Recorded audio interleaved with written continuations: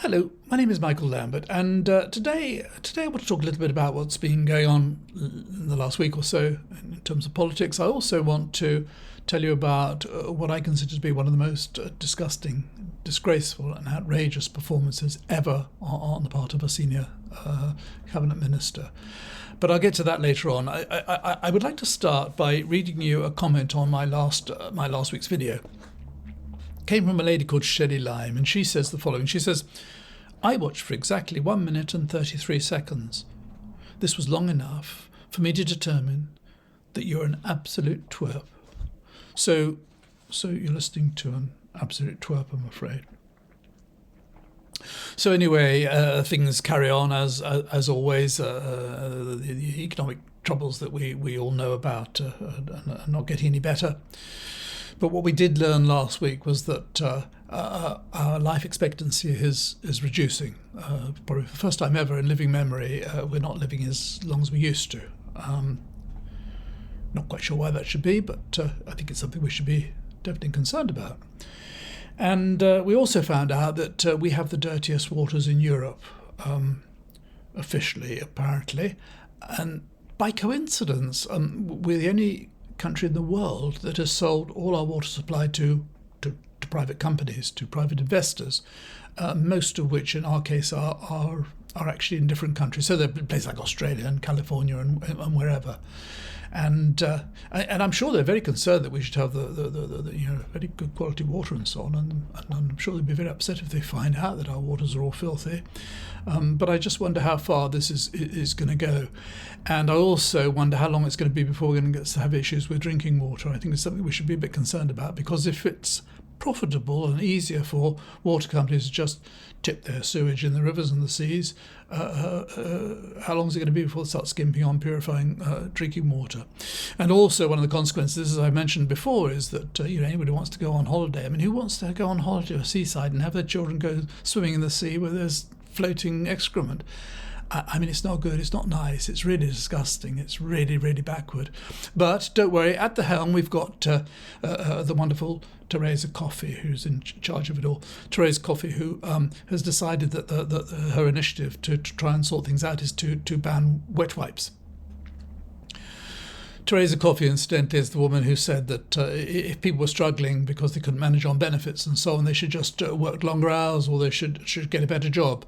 This is the same woman who earns a salary of £160,000 a year and who was actually claimed in terms of expenses last year. In addition to her salary, she claimed £201,000. So she probably doesn't have to struggle too much about paying the electricity bill or managing to eat.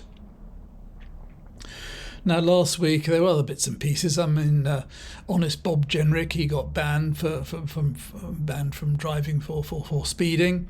Dominic Raab continues to sit on the front bench in a sort of an atmosphere of absolute fury. I think he's extremely annoyed. A lot to be annoyed about, because I think he's very upset that 24 different people have accused of him bullying, and this inquiry into his bullying is going on and on and on and on. And then we had also last week we had the wonderful Scott Benson, didn't we? The member of Parliament for South Blackpool. He seems very keen on the gambling industry. Anyway, he was a victim of a sting by the Times newspaper, where they recorded him saying that he'd go and talk to ministers on their behalf, whatever. And he was very cheap, much cheaper than Kwarteng and Hancock. They were charging £10,000 a day. He was happy to work for £4,000 or £5,000 a month. And there was a film that's just appeared on the internet where Smiling Scott is he was outside a William Hill betting shop, presumably in his constituency, saying what a wonderful thing betting shops were for the country, and what a wonderful thing it was that they brought money to the high streets, and they brought they generated taxes for the treasury and so on, and so he's very keen a keen proponent of the gambling industry. But I got to thinking a bit about, when you see these things every week, there's another scandal, there's another thing to be concerned about, and all things like the PPE and stuff has all been forgotten. But I mean, these are all failures of government. And when you look at this this cabinet, I mean, we've never, ever, not in my living memory, have we ever had such a bad government, such a load of utter second-raters. And when you look at 30 members of the cabinet, I know I've mentioned this before, 30 members of the cabinet, 20 campaigned for and voted to remain in the EU, and now they're all saying, oh, it's, what a great thing it is, and and everything's going well, and denying all the things that are going wrong, living in denial. These people have no principle whatsoever. If you don't believe in something, how can you then, because you lose the argument, then change your mind? And of the 10 who voted to leave, the ones who really hate foreigners and wanted to have done with the EU, 5 of them are children of immigrants. And on that subject, I know I'm going to get a load of stick if I say this, but I'm going to say it anyway. Just listen to this list.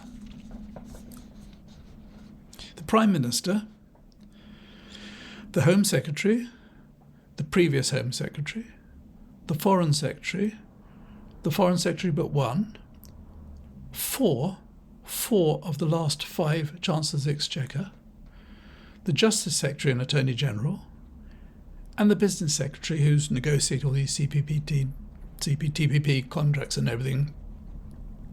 All of those, the people at the absolute top of government, the people who are running this country into the ground, the people who are utterly incompetent, have got no idea what they're doing, all of them that I've just read you, are children of people, foreigners who came to this country.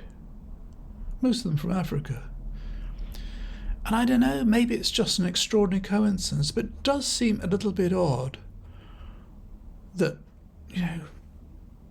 people running the country who seem so xenophobic, so anti-foreigner, who just wanted to get rid of Europe, wanted to get rid of all these people, didn't want to stop free movement, didn't want them coming here working. And now they've closed off all the safe routes to come to this country. Now they want to attack all the time. It's attack the boat people.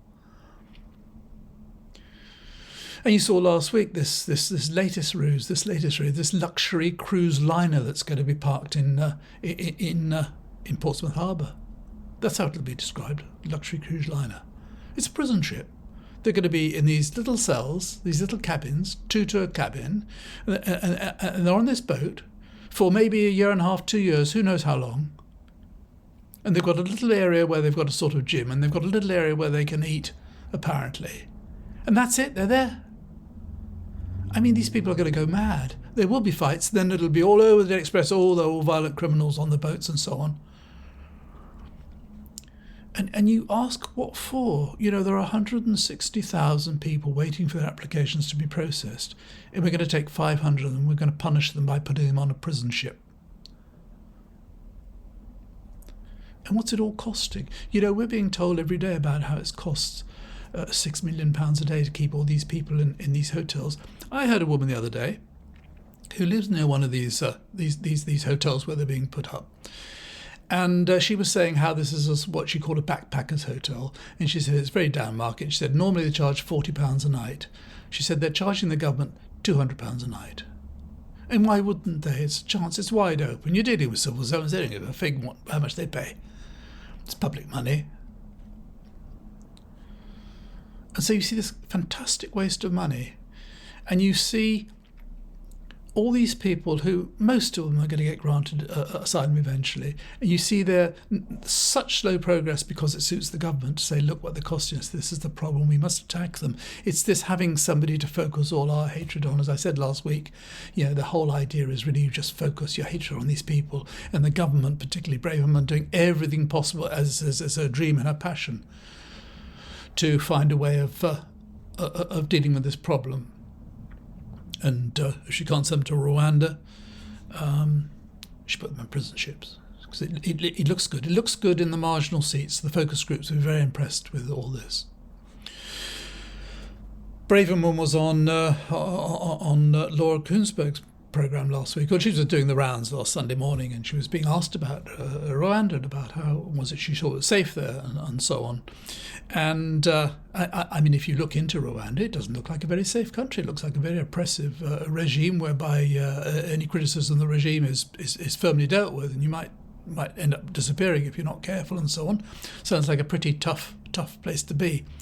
And she was asked about the fact that 3 or 4 years ago, 12 Congolese refugees, they've got thousands and thousands of Congolese refugees in Rwanda, 12 of them were shot dead for complaining about not having enough food.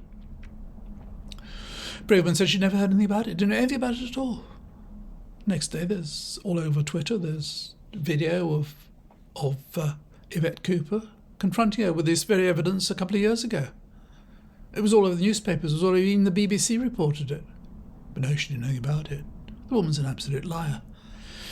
And there's the question of, she was asked also about the channel, the delays at the Channel Tunnel, at Dover.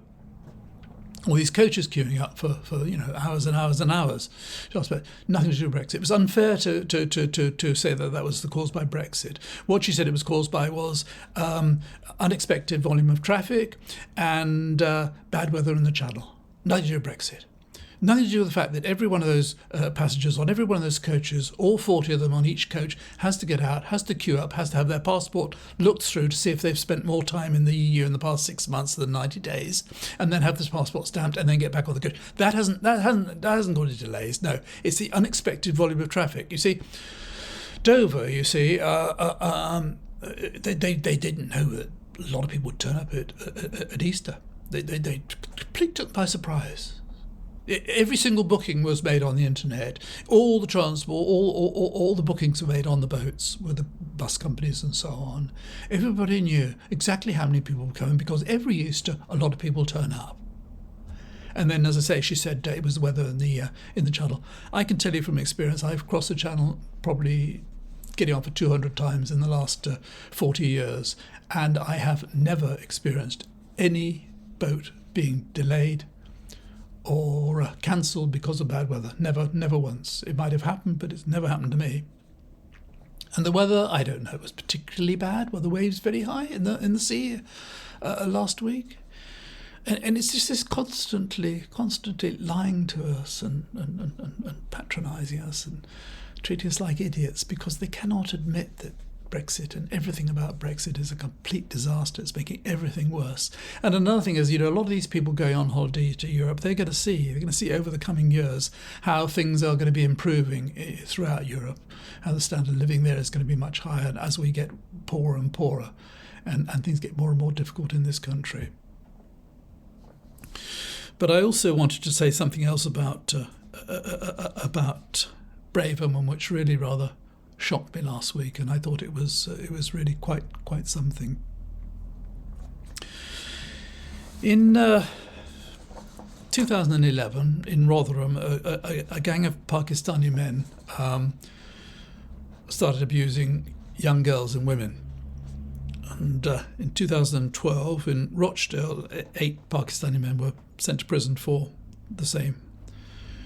Same happened in Twelford in 2012, 2019. In the first case, it was 7 men went to prison. Then it was 3 men went to prison. So that's what 23 men over 10 or 12 years have been sent to prison for abusing young girls. But she, now that she knows that the immigration card, people are not ganging up against immigrants, it's not quite that. I think a lot of people are outraged by the way she's treating immigrants. So she's had to find another target. And so what she's done, she's chosen the Pakistani men.